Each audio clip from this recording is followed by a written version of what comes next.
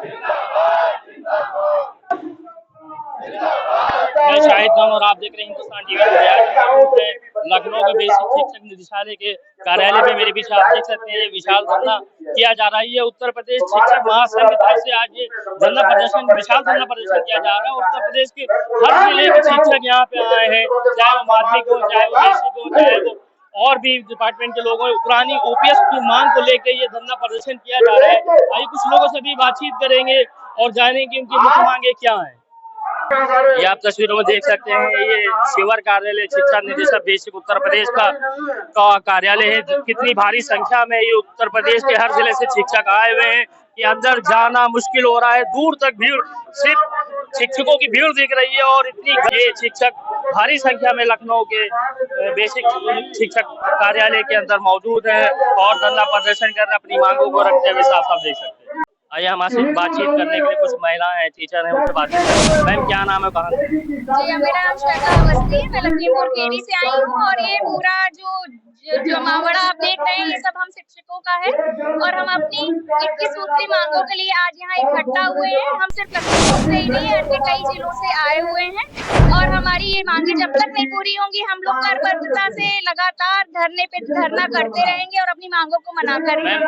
मुख्य मांग क्या है? मुख्य मांग हमारी पुरानी पेंशन बहाल करो, जिसकी हमें बहुत ही सख्त जरूरत है। मैम क्या लग रहा है ये पुरानी ओपीएस मांग को लेकर काफी समय हो गया है और सरकार अभी अपना रवैया साफ नहीं कर रही है और वो अनदेखी कर रही है। दिल्ली में रामलीला ग्राउंड में एक बहुत बड़ी रैली हुई थी पुरानी पेंशन को लेकर, आज लखनऊ में आप लोग कर रहे हैं, क्या लगता है सरकार सुनना नहीं कर रही? आप बिल्कुल सही कह रहे हैं, दिल्ली में बहुत बड़ी रैली हुई थी जिसको किसी भी मीडिया ने कवरेज नहीं दिया। तो हम लोग इससे हारने वाले नहीं है या सरकार से डरने वाले नहीं है। अगर वो मीडिया को खरीद सकते हैं तब भी हम लोग अपनी जमावाड़ा दिखाते रहेंगे और अपने सोशल मीडिया के थ्रू अपनी ताकत को दिखाते रहेंगे और अपनी मांगों को पूरा कराकर ही दम लेंगे हर हाल में। जैसे कि आपने देखा ये इतनी चिलचिलाती धूप है लखनऊ में और ये विशाल धरना प्रदर्शन चल रहा है, उसी में एक दिव्यांग महिला आई हैं, देख लीजिए उनकी क्या हालत है और वो इस धरने प्रदर्शन में आई हैं। उनसे जानने की कोशिश करेंगे कि मैम क्या नाम है और क्या कहना चाहेंगे? रजिया अंसारी सर। मैम कहाँ से आई हैं? सर हम सिंगरम से आए हैं। जो आप इस हालत में आई हैं, क्या कहना चाहेंगी किन मांगों को लेकर? तो सरकार सुन नहीं रही ओपीएस को लेके, उसको लेके आप क्या कहना? सर ओपीएस जो है हमारा अधिकार है और उसे हम लेकर रहेंगे। तो जैसे कि आपने सुना, इनका कहना है कि ओपीएस इनका हक है, उसको देना चाहिए और इतनी लखनऊ में चिलचिलाती गर्मी हो रही है और इस हालत में वो यहाँ पे आई हैं। बड़ी शर्मनाक बात है, सरकार को ध्यान लेना चाहिए। मतलब इस तरह से दूर दराज इलाकों से इतनी गर्मी में लोग यहाँ आए, बुजुर्ग भी हैं, परिवार के साथ में आई, महिलाएं भी हैं। आई कुछ और लोगों से बातचीत करते हैं। ये आप तस्वीरों में देख सकते हैं कितनी भारी संख्या में उत्तर प्रदेश के हर जिले से शिक्षक महासंघ के लोग पुरानी ओपीएस मांग को लेकर आज लखनऊ के बेसिक शिक्षक निदेशालय के बाहर इकट्ठा हुए हैं। इतनी गर्मी और अभी कुछ दिन पहले दिल्ली के रामलीला ग्राउंड पे एक ऐतिहासिक पुरानी पेंशन की मांग लेके भीड़ इकट्ठा हुई थी। उसके हाथों में बैनर लिए एनपीएस हाले, ओपीएस हाले, पुरानी पेंशन बहाल करो यूपीएस को लेकर ये लोग आया। ये कुछ सर क्या नाम है और कहाँ से है? सुनील गावस्कर मेरा नाम है, आजमगढ़ से आया हूँ। पुरानी पेंशन की मांग लेकर विशाल धरना प्रदर्शन किया जा रहा है और ये शिक्षकों की बहुत पुरानी मांग है, उसको लेकर क्या कहना चाहेंगे? सरकार सुन नहीं है? सर बहुत जरूरी है, अगर 10 दिन वेतन नहीं मिलता है तो आदमी परेशान हो जाता है और अगर बुढ़ौती में और बुढ़ापे में जिस समय बहुत जरूरत है उस समय पैसा नहीं मिलेगा तो कैसे जीवन यापन करेगा और कैसे उसकी दवाओं का खर्च चलेगा। जब मौजूदा जो हालात है उसमें तो सरकार का मन नहीं लग रहा है कि ओपीएस देगी। अगर ये सरकार ओपीएस नहीं दे रही है तो कांग्रेस पार्टी 4 राज्यों में बहाल की है। अगर कांग्रेस पार्टी ने कहा कि अपने घोषणा पत्र में जारी करे कि नहीं हम पुरानी पेंशन देंगे तो हम कांग्रेस का वोट करेंगे, हम कांग्रेस को जिताएंगे, हम इनके बधुए नहीं हैं जी। तो आपने साफ साफ सुना इन शिक्षकों का कहना है कि अगर इनकी मांगे नहीं पूरी की गई तो आने वाले लोकसभा के इलेक्शन में वो जो कांग्रेस सरकार जो शासित राज्यों में ओपीएस लागू की गई है वो उसके साथ खड़े होंगे, ना कि मौजूदा सरकार के साथ। आइए कुछ और भी लोग हैं, बातचीत करते हैं।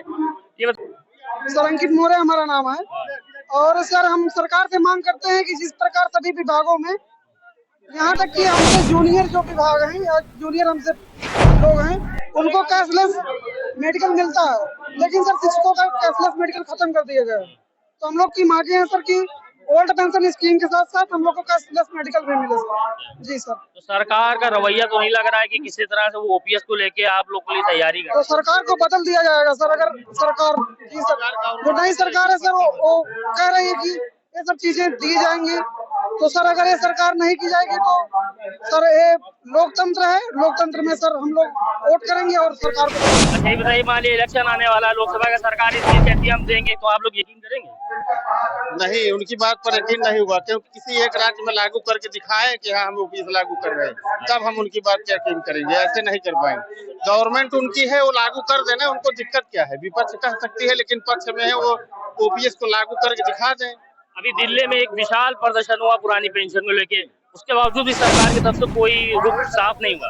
कोई असर नहीं पड़ा, लेकिन पड़ेगा। अब की बता देंगे कि हम लोग हैं क्या, अब की गवर्नमेंट बदल जाएगी 100% अगर ओपीएस लागू नहीं करते। अच्छा ये बताइए, यूपी में बाबा जी उनकी तरफ से भी कोई मसला नहीं हुआ कि वो करेंगे कि नहीं करेंगे? अभी तक उन्होंने कोई जानकारी नहीं दिया है। हाँ। जो देश पर उसी पर देश राज करेगा, जो भी लागू करेगा। बहुत बड़ी तो जैसे कि आप दूसरा इन शिक्षकों का साफ कहना है कि मौजूदा सरकार इनकी ओपीएस की मांग को नहीं करेगी, तो इस बार ये मौजूदा जो सरकार उसको बाइकआउट करेंगे और दूसरी सरकार की तरफ अपनी उम्मीद रखेंगे कि शायद वो जो आए तो वो इनकी ओपीएस की मांग को बहाल करे। तो सर क्या नाम है और संगठन में क्या है? मैं ललित शुक्ला, जिला उपाध्यक्ष हरदोई, प्रांतीय कोषाध्यक्ष जिले से हूँ।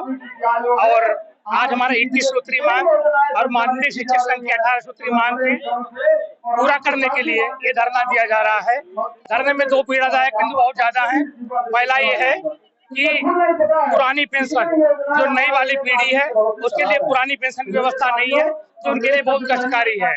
दूसरी चीज है, जो आज टीचर बने वो शौचालय साफ करने के लिए तैयार रहे। हमारा आपसे यही कहना है कि अगर निपुण भारत का लक्ष्य दिया है तो निपुण भारत के लिए काम करने का समय हमको दीजिए, हमसे पढ़ाई करवाइए, हमारी जांच करवाइए, ये दोहरे मानदंड अपना अपनाइए। सरकार का कहना है कि ओपीएस पुरानी पेंशन स्कीम लागू करती है, राज्य सरकार और केंद्र पे बोझ पड़ता है, इसलिए वो नहीं लागू। अगर हमको शिक्षक को देश के लिए बोझ माना जाएगा तो कैसे काम चलेगा? जब देश गरीब था, जब तीसरे नंबर की अर्थव्यवस्था का दावा किया जा रहा है तब पेंशन नहीं मिलेगी। मैं तो उन अर्थशास्त्रियों को चैलेंज करता हूँ जो कहते हैं पेंशन देने से गरीबी आएगी। मैं कहता हूँ पेंशन देने से देश समृद्ध होगा, क्योंकि एक रनिंग में पैसा जब रनिंग में रहता है तो उससे उद्योगों को बढ़ावा मिलता है, जब उद्योगों को बढ़ावा मिलता है तो देश उन्नति करता है। जी सर। तो सरकार कह रही है एनपीएस ज्यादा अच्छी, ओपीएस नहीं। एनपीएस का उदाहरण मैं देता हूँ। मैं हरदोई जिले का ही हूँ। एक टीचर अंतिम वेतन था, उनको 2900 कुछ रुपए पेंशन मिली है। आप तो आत्मक अध्ययन कर लीजिए। हम कह रहे हैं एनपीएस अच्छी है तो आप भी लीजिए, सांसद विधायक भी ले, कोई सेना में दीजिए। हमको अंतिम वेतन का 50% प्लस उस पर जो महंगाई भत्ता है उसका भुगतान कीजिए, हमारी मांग वो है। तो आने वाले दिनों में सरकार का शिक्षकों का क्या रुख रहेगा? सरकार ये हमारे माननीय प्रदेश अध्यक्ष जी तय करेंगे, जो तय करेंगे वो हम लोग करेंगे। आपने बात की, बहुत बहुत धन्यवाद। तो जैसे कि आपने सुना, शशांक तिवारी नाम है, विकास खंडौरा। सर ये विशाल धरना प्रदर्शन चल रहा है ओपीएस को लेकर और 21 की मांग और भी है, लेकिन सरकार ओपीएस देने के मूड में नहीं है। सरकार ओपीएस देने के मूड में आ जाएगी, थोड़ा सा ऐसे प्रदर्शन होने दीजिए आप। जिस दिन अनिश्चितकालीन घोषणा अध्यक्ष जी कर देंगे उस दिन सरकार अपने आप मान लेगी ओपीएस। आने वाले लोकसभा के चुनाव में अगर मान लीजिए चुनाव को देखते हो सरकार इसका फैसला लेती है कि हम देंगे, तब आप लोग के मन में क्या चलेगा? जब तक सरकार इस पर ठोस कार्रवाई नहीं करेगी और रिटर्न में ऑर्डर नहीं आएगा तब तक हम लोग बिल्कुल सरकार के खिलाफ लड़ रहे हैं। सरकार ओपीएस दे दे, हमारी लड़ाई आधी इनसे खत्म हो जाएगी। जो स्थानीय लड़ाई है वो डीजी साहब के खिलाफ है। 21 सूत्री मांगे हैं और ये मांगे कोई एक दो दिन की मांगे नहीं है। इन्होंने कोई काम नहीं किया, लगातार वार्ता टालते रहे और तब ये मांगे उत्पन्न हुई। इसलिए इनसे हमारी मांगे जब तक मांग नहीं हो तब कोई ये बताइए, हम सुन रहे हैं कि आप लोग डीजी साहब पे उंगली उठा रहे हैं, डीजी साहब नहीं करते, डीजी साहब ने ये नहीं किया, लेकिन डीजी साहब भी इसी के आदेश का पालन करते हैं, चाहे शिक्षा मंत्री चाहे मुख्यमंत्री। सवाल बड़ा अच्छा है आपका और इसको थोड़ा और सुनाइएगा। डीजी साहब से लड़ाई हमारी इसलिए है कि उत्तर प्रदेश में हालात ये हो गया है कि डीजी साहब माने सब कुछ, माननीय मंत्री बेसिक शिक्षा माने कुछ नहीं हो रहा है। डीजी साहब जो चाह रहे हैं वही हो रहा है और इनका जो तरीका है वो सबसे इजी काम कठिन कर दे रहे हैं। संदीप सिंह जी से भी तरफ मुलाकात हुई, वो असमर्थ है। आप जो इस प्रदेश का मंत्री बेसिक शिक्षा असमर्थ हो जाए तो वहाँ आरोप डीजी के अलावा कहाँ जाएगा? आपको लगता है यूपी के जो सूबे के मुख्यमंत्री हैं माननीय योगी आदित्यनाथ जी, उससे बढ़ के कोई है? डीजी साहब हमारे। अच्छा, डीजी साहब उनसे बढ़ के हैं। डीजी साहब गुमराह कर रहे हैं उत्तर प्रदेश सरकार को, माननीय मुख्यमंत्री महोदय को, माननीय विदेश मंत्री महोदय को। तो मुख्यमंत्री को बताइए, आपके प्रतिनिधिमंडल से बैठ के बातचीत कई बार बात हुई। इनका एक ट्रेंड है, ये बात सुनते कहाँ है? आप मांग पत्र वहाँ पढ़िएगा, हमने को दिया है, अधिकारी को भी दिया है, उस मांग पत्र को पढ़िए। बहुत छोटी छोटी मांगे हैं, ये यहाँ तक आनी ही नहीं चाहिए थी, मगर ये एक समस्या आने की कोई समस्याओं का अंबार लगा रहे हैं। इनका उद्देश्य ये है शिक्षक को नकारा साबित कर दें, पूरा विभाग नकारा साबित कर दें, और माननीय मोदी जी को लगे बेसिक शिक्षक कुछ नहीं कर रहा। आप विद्यालयों में जाइए, देखिए कितना बढ़िया काम हो रहा है। कायाकल्प हो रहा हम करवा रहे हैं, बच्चों को हम पढ़ा रहे हैं, माहौल बदला उसको हमने बदला है। श्रेय सारा डीजी साहब लेते हैं और नुकसान सारा हमको करने करते हैं, केवल माहौल बदल रही है। तो आपका कहना है कि डीजी साहब जो भी हो रहा है डीजी साहब को जिम्मेदार, मुख्यमंत्री जी नहीं जिम्मेदार, डीजी साहब भ्रमित कर रहे हैं, मुख्यमंत्री साहब, डीजी साहब मुख्यमंत्री साहब को भ्रमित कर रहे हैं। तो प्रमोशन वाले को मुख्यमंत्री जी, और जनवरी से ही ये कार्यक्रम चालू है वरीयता सूची निर्धारण की, लेकिन जनवरी से लेके और अब तक इन्होंने प्रमोशन करा नहीं पाया। हर जिले में कोई 2 साल, कोई 10 साल, कोई 12 साल। गोरखपुर से हम है, मुकेश कुमार मित्तल का नाम है, गोरखपुर से 14 साल हो गए, प्रमोशन नहीं हुआ। हर साल एक बात हमें समझ नहीं आ रही, सूबे के मुख्यमंत्री योगी जी हैं, डीजी साहब की इतनी हैसियत नहीं है कि मुख्यमंत्री की बात को काटे। तो ये डीजी साहब के ही आदेश, सचिव साहब के आदेश पे होना प्रमोशन, ये आदेश पर जारी करते, मुख्यमंत्री आदेश कर दें कि आप लोग मुख्यमंत्री का आदेश है कि 30 सितंबर तक सारे विभागों में पदोन्नत कर दी जाए, तो फिर क्यों डिले हो? फिर भी नहीं मान रहे हो, नहीं कर रहे हैं, उसमें क्या कह जाए? जी क्या नाम है, कहाँ से हैं और किस बात का? जय प्रकाश मणि त्रिपाठी, देवरिया जनपद से मैं आया हूँ। किस बात का ये लेके आज शिक्षक महासंघ की तरफ से धरना प्रदर्शन? जब यह सच्चाई यही है कि अध्यापक निलंबित होता है तो 1 लाख रुपया देकर ही वो बहाल होता है। कहाँ भ्रष्टाचार या नहीं रोकते। जो ये प्रदर्शन किया जा रहा है, क्या मुख्य मांगे? हमारी 21 सूत्री मांग है, हमारे शिक्षा विभाग में अध्यापकों का सम्मान बढ़े, उनकी जो नौकरी है वो सुरक्षित रहे, और यह सरकार अगर पुनः वापस आना चाहती है तो पुरानी पेंशन बहाल करे। सर बीजेपी ने तो साफ साफ कहा कि ओपीएस को लेके वो अभी तैयार नहीं, वो एनपीएस से ज्यादा तैयार है, और जो गैर शासित रियाज हैं जैसे कांग्रेस वगैरह पे, वहाँ लोगों ने कर दिया और उसका असर दिखा भी ओपीएस का। तो क्या सरकार इस चीज को समझ नहीं रही है? बिल्कुल सरकार समझ रही है, और भाई साहब सरकार जो चीज निर्णय करती है वो अब पहले नहीं बताती। आप तो पत्रकार हैं, वो अब खलबली में है, और 5 प्रदेशों में सरकारें बनने के बाद जब ओपीएस लागू हो चुकी हैं तो आपको वह दिन दूर नहीं होगा कि एक दिन आप ही लोगों को मीडिया को बुला करके माननीय प्रधानमंत्री जी कहेंगे कि पुरानी पेंशन में बहाल करता हूँ। सर की सरकार है अचानक करेगी, इतने टाइम से ओपीएस की मांग हो रही है, हर डिपार्टमेंट में हो रही है, तो क्या सरकार सुन नहीं रही है? सरकार की अभी कुछ दिन पहले यहाँ लखनऊ के तदर्थ शिक्षक बैठे थे, 50-60 दिन बैठे रहे ओपीएस की मांग को लेके, तो फिर अब क्या सरकार कौन सा ऐसा वो करेगी? सरकार एकदम चिंतित है इस आंदोलन से, और सरकार को जब लगता है कि हमारी कुर्सी जा रही है तो सरकार वोट बैंक के लिए कुछ भी करने के लिए तैयार है। और हम लोग अभी तक एक मर्यादा शिक्षक के रूप में अपने कार्यों को करते थे, लेकिन आने वाले समय में हम लोग भी एक मतदाता बन करके अपने ओपीएस की लड़ाई लड़ेंगे। जैसे कि इन्होंने कहा कि सरकार अभी इलेक्शन का टाइम है, आने वाले में विधानसभा इलेक्शन के आज ऐलान हो जाएगा और कुछ महीनों बाद लोकसभा का इलेक्शन होगा, क्या उसको देखते हुए सरकार ओपीएस को लागू करेगी या आने वाले वक्त में पता चलेगा? ये कुछ लोगों से बात। आइए हमारे साथ बातचीत करने के लिए उत्तर प्रदेश माध्यमिक के प्रदेश अध्यक्ष बैठे, उनसे जानते हैं। सर क्या नाम है और ये जो आज विशाल धरना प्रदर्शन किया जाए उसको लेकर क्या कहना चाहिए? मैंने पहले बताया, सुरेश कुमार त्रिपाठी मेरा नाम है, मैं उत्तर प्रदेश माध्यमिक शिक्षक संघ का प्रदेश अध्यक्ष हूँ, इस महासंघ का संयोजक भी हूँ। आज महासंघ के नेतृत्व में यह धरना है। प्राथमिक और माध्यमिक शिक्षक यहाँ जन सैलाब बढ़ा है, अपनी पुरानी पेंशन की वापसी के साथ निःशुल्क चिकित्सा सुविधा लागू कराना हम लोगों का इस धरने का प्रमुख बिंदु है।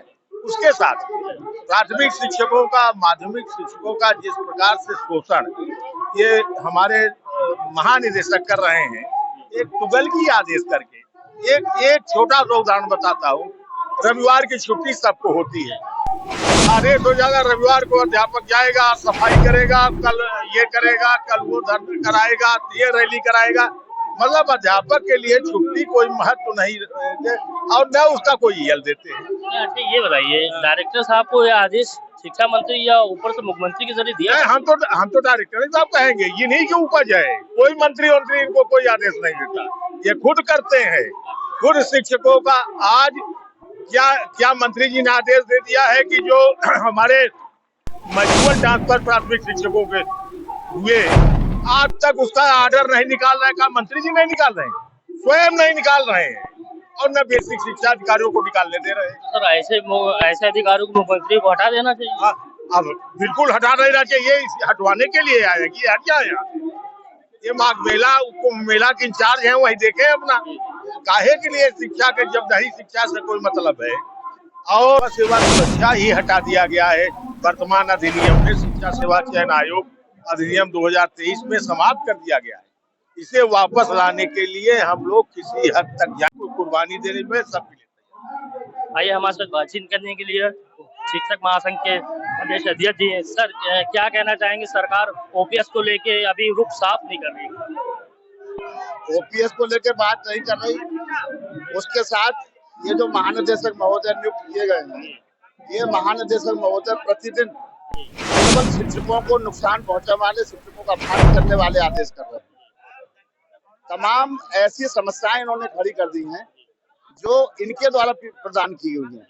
सरकार को चाहे कि इनको हटाए, इनकी जगह जो केवल शिक्षा के लिए आगे ले जा सके, शिक्षकों के मान सम्मान की रक्षा कर सके, ऐसा अधिकारी कोई आवे। और जो समस्याएं हैं वो ऐसी हैं जिसमें सरकार पर कोई व्यवहार नहीं आना है, केवल मान सम्मान की लड़ाई है। सरकार चाहे तो एकदम समस्या निपट सके। ये शिक्षकों का आक्रोश है जो आज आपको देखने को मिल रहा है। इसलिए हमारी सरकार से मांगे, सरकार बैठे, शिक्षकों साथियों को बुलावे, हमारे सम्मानित साथियों को बुला करके बात करें, समस्याएं सब हल हो जाएंगी। आने वाले समय में शिक्षकों का क्या रहेगा, लोकसभा का चुनाव आने वाला है। नहीं, लोकसभा का चुनाव तो एक राजनीतिक निर्णय है और हमारे संगठन में हर दल को समर्थन करने वाले लोग हैं। तो राजनीतिक निर्णय तो हम लोग विषम परिस्थिति में ही लेते हैं। फिलहाल तो हम लोग हैं, तो हमारा कोई राजनीतिक निर्णय नहीं है। हम अपनी समस्याओं को लेकर के आगे बढ़ रहे हैं। आप लोग को क्या जो सरकार रहती है उसी से मांग करते हैं, उसी के सामने जाते हैं। तो आने वाले दिनों में क्या लगता है, सरकार आप लोग की मांग को पूरा करेगी? हमको उम्मीद है सरकार को मानना चाहिए। सरकार बनती ही इसलिए कि लोगों की समस्याओं को निपटाए। सर कहाँ से है, क्या नाम? जनपद रामपुर से। मेरा नाम चरण सिंह है, जिला मंत्री उत्तर प्रदेश के प्राथमिक शिक्षक संघ। ये बताइए क्या कहना चाहेंगे, ओपीएस की मांग को लेकर सरकार का रवैया साफ नहीं हो रहा है और उसको लेकर आज आप लोग यहाँ आगे लखनऊ में। हम ओपीएस को लेकर पूरी तरीके से आश्वस्त हैं और सरकार से ओपीएस लेकर रहेंगे। हम लगातार बड़ी बड़ी हड़तालों के माध्यम से, हमने 2018-2019 में बड़ी महाहड़ताल की थी, जिस समय उत्तर प्रदेश सरकार ने एस्मा लगाई थी पूरे प्रदेश भर में, तब भी हमने क्या नाम हड़ताल की थी। लेकिन सरकार ओपीएस के आंदोलन को तोड़ने के लिए माननीय उच्च न्यायालय पहुंच गई थी पीछे दरवाजे से। हमारी हड़ताल को अवैध घोषित कराया गया था। उसके बाद से हम पुनः नई ऊर्जा के साथ, नई ताकत के साथ पुनः ओपीएस लेने के लिए फिर आज महानिदेशक कार्यालय में लाखों की संख्या में यहाँ मौजूद है। सरकार का तर्क है अगर पुरानी ओपीएस आप लोग को दी जाएगी उस पर राज्य सरकार और केंद्र सरकार पे बोझ पड़ेगा। ये बिल्कुल कहना सरासर गलत है कि कर्मचारी और शिक्षकों को दी जाने वाली ओपीएस से राज्य राजकोष पर भार पड़ेगा। अगर उससे भार पड़ता है तो जो हमारे एमपी एमएलए हैं उन्हें डबल 3-3 पेंशनें क्यों दी जा रही हैं?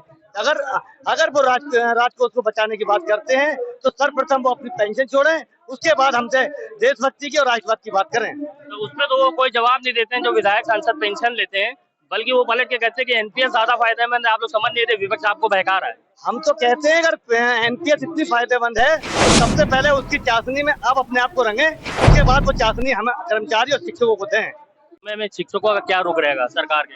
हम जिस मैदान में उतरे हैं पूरी तैयारी के साथ उतरे हैं। माननीय डॉक्टर दिनेश चंद्र शर्मा जी के नेतृत्व में लाखों शिक्षक हमेशा आंदोलनरत रहेंगे जब तक हम पुरानी पेंशन हासिल नहीं कर लेंगे। इसके लिए हमें चाहे कुछ भी करना पड़ जाए, कितना ही बड़ा आंदोलन करना पड़ जाए, जैसे हमारे प्रदेश अध्यक्ष चाहेंगे उनके दिशा निर्देशों का पालन करके और ओपीएस बहाल कराने का काम करेंगे। सर क्या नाम है, कहाँ? मैं ज्ञानेंद्र ओझा, मैं गोरखपुर से आया हूँ। मैं उत्तर प्रदेश प्राथमिक शिक्षक का संघ का जिला उपाध्यक्ष और मीडिया प्रभारी। मुख्यमंत्री के जिले से आए, क्या मुख्यमंत्री जी के जिले से आए हैं तो क्या बात है, मुख्यमंत्री जी आप लोग की मांगे नहीं सुन? हमारे मुख्यमंत्री जी हमारे विभाग के महानिदेशक महोदय के बहकावे में आ गए। मैं उनके माध्यम से और डीजी से और मुख्यमंत्री जी से भी कहना चाहूंगा, मुख्यमंत्री जी आपके जो महानिदेशक हैं वो आपके सनातन धर्म का सीधे सीधे विरोध कर रहे हैं, क्योंकि वह शिक्षकों को और कर्मचारियों को उनके परिजनों के अंतिम संस्कार के लिए कोई अवकाश नहीं दे रहे हैं। जो नई नियुक्तियां मुख्यमंत्री जी ने किया है उनकी लड़कियों की शादी के लिए कोई अवकाश नहीं दे रहे हैं, इसलिए सनातन धर्म का विरोध कर रहे हैं और सीधे सीधे आपकी सरकार को असफल बनाने के लिए और आपके खिलाफ शिक्षकों को भड़काने का काम कर रहे हैं। माननीय मुख्यमंत्री जी को चाहिए ऐसे अधिकारी को हटा दे, दूसरे अधिकारी को लिया है, क्यों नहीं हटा? बिल्कुल, अगर मुख्यमंत्री जी चाहते हैं कि उनकी सरकार मजबूत चले और सचिवों में उनकी लोकप्रियता कायम रहे, तो ऐसे अहंकारी और कमीशन खोर डीजी को हटा देना चाहिए। आपको क्या उम्मीद लग रही है, डीजी साहब का ट्रांसफर होगा कि नहीं? हमारे मुख्यमंत्री जी बहुत ही सहृदय हैं, वो हिंदू धर्म के रक्षक अपने को बताते हैं, सनातन धर्म के रक्षक अपने को बताते हैं। हम लोगों को पूरा विश्वास है कि इस डीजी महोदय के अहंकार को दूर करते हुए उनको इस विभाग से जरूर हटाएंगे। और ये बात सही, लेकिन टीचर का कोई धर्म नहीं होता, उसके लिए सारे बच्चे एक समान होते हैं। इसमें सनातन धर्म वाली बात नहीं है, बात ये है कि मान मुद्दे की है। ओपीएस को क्यों नहीं लागू कर? यही तो कहा जा रहा है कि यह जो डीजी है वो मुख्यमंत्री महोदय को सही बात नहीं बता रहा है कि शिक्षक क्या चाहता है और इस सरकार की लोकप्रियता शिक्षकों में कैसे बढ़ेगी। अरे मंच पे आपके प्रतिनिधिमंडल को बुला के बातचीत कर रहे हैं, अगर वो आप इनको गलत दिशा दे रहे हैं। ये वो डीजी महोदय यहाँ पे हमारे एमएलसी बैठे हैं, उनके सम्मान में उनको बुलाना चाहिए, डीजी को उनके पास आना चाहिए, क्योंकि ये चुने हुए जनप्रतिनिधि हैं। इससे तो साबित होता है कि यह डीजी इतने अहंकार में आ गए हैं कि निर्वाचित प्रतिनिधियों का भी सम्मान नहीं कर रहे हैं। तो सर ये बताइए, ओपीएस की मांग के साथ साथ और भी करीब 21 सूत्री मांग है, वो क्या क्या है? देखिए सर, हम लोग आज यहाँ पर 21 सूत्रीय मांगों के समर्थन में उपस्थित हुए हैं शिक्षक महासंघ के बैनर के तले। और महोदय, सबसे बड़ी समस्या यह है कि हमको पुरातन से गुरु ब्रह्मा गुरु विष्णु गुरु देवो महेश्वरः गुरु साक्षात परब्रह्म तस्मै श्री गुरुवे नमः जैसा सम्मान दिया गया। क्यों? तब हमसे केवल शिक्षण कार्य कराया जाता था। आज हमसे इतना गैर शैक्षणिक कार्य कराया जा रहा है कि हम शिक्षण कार्य करने के लिए मजबूर है। हमें समय नहीं मिल पा रहा है कि शिक्षण कार्य कर सकूं, जिससे हम अपने मूलभूत उद्देश्य से भटक रहे हैं। हमारी नियुक्ति शिक्षण कार्य के लिए हुई है, शिक्षक पद पर हुई है, ना कि हम बीएलओ ड्यूटी करें, ना हम एमडीएम बनवाएं। आदि तमाम गैर शैक्षणिक कार्य हमसे लिए जा रहे हैं, जिनसे हम आहत हैं। और हमारे बुढ़ापे की लाठी पुरानी पेंशन जो हमको पहले से मिलती आ रही है, 21वीं सदी की ओर बढ़ रहा है। हमारा देश विकासशील से विकसित हो रहा है, लेकिन हमें नीचे ढकेला जा रहा है। हमें पूर्व से ओपीएस मिलती रही, वो बंद करके एनपीएस दिया जा रहा है। इससे पूरे उत्तर प्रदेश का शिक्षक असंतुष्ट है, आहत है। उसके लिए उत्तर प्रदेशी प्राथमिक शिक्षक संघ ने आज 1 दिवसीय धरना दिया है और हम सब लोग अपने संघ के बैनर के तले जब तक कोई समस्या के यहीं डटे रहेंगे। जय शिक्षक, जय संघ, जय भारत। तो जैसे कि आपने सुना, इन शिक्षकों का साफ कहना था कि अगर सरकार की वोट पेंशन की मांग और 21 सूत्री जो आने मांग पूरा नहीं करेगी तो आने वाले समय में ये मौजूदा सरकार को बाइकआउट करेगा। देखने वाली बात ये होगी सरकार का आने वाले समय क्या रुख होता है। आज लखनऊ के बेसिक शिक्षा निदेशालय में इतनी भारी संख्या में ये शिक्षक है, इतनी गर्मी पड़ रही है लखनऊ, उसके बावजूद ये शिक्षक है अपने मांगे रखे। लखनऊ को माननीय मुख्यमंत्री को सोचना चाहिए, इनकी लंबे समय से मांग आ रही है, उस पर अपना रुख साफ करना चाहिए, शिक्षकों को मांग पूरी करनी चाहिए। लखनऊ से कैमरा पर्सन सलीम के साथ मैं मोहम्मद शाहिद खान, आप देखते रहिए हिंदुस्तान टीवी।